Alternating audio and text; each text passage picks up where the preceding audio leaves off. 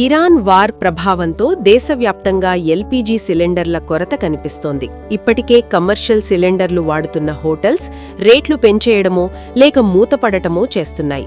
గృహ వినియోగదారులు సైతం గ్యాస్ సిలిండర్లు లేక అల్లాడుతున్నారు.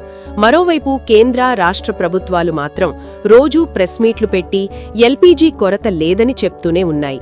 ఈ నేపథ్యంలో కేంద్రం తాజాగా మరో సంచలన నిర్ణయం తీసుకుంది. పైప్డ్ న్యాచురల్ గ్యాస్ అందుబాటులో ఉన్న ప్రాంతాల్లో ఇంకా ఎల్పీజీ సిలిండర్లు వాడుతున్న వారికి కేంద్రం షాక్ ఇచ్చింది. పైప్డ్ న్యాచురల్ గ్యాస్ అందుబాటులో ఉన్నా తీసుకోకుండా ఎల్పీజీ సిలిండర్లు వాడుతున్న వారికి ఇకపై వాటిని సరఫరా చేయబోమని తేల్చి చెప్పేసింది. ఈ మేరకు కేంద్ర పెట్రోలియం మంత్రిత్వ శాఖ అత్యవసర ఆదేశాలు జారీ చేసింది. అయితే వీటికి 3 నెలల గడువు ఇస్తున్నట్లు తెలిపింది.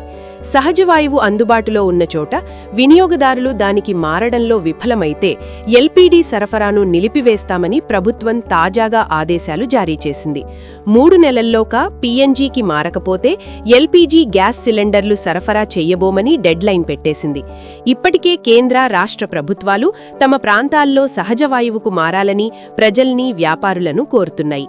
ఇప్పుడు కేంద్రం ఏకంగా డెడ్లైన్ పెట్టేయడంతో ఇక పీఎన్జీ అందుబాటులో ఉన్న వారంతా తప్పనిసరిగా ఎల్పీజీని వదులుకోవాల్సిన పరిస్థితి ఎదురుకానుంది.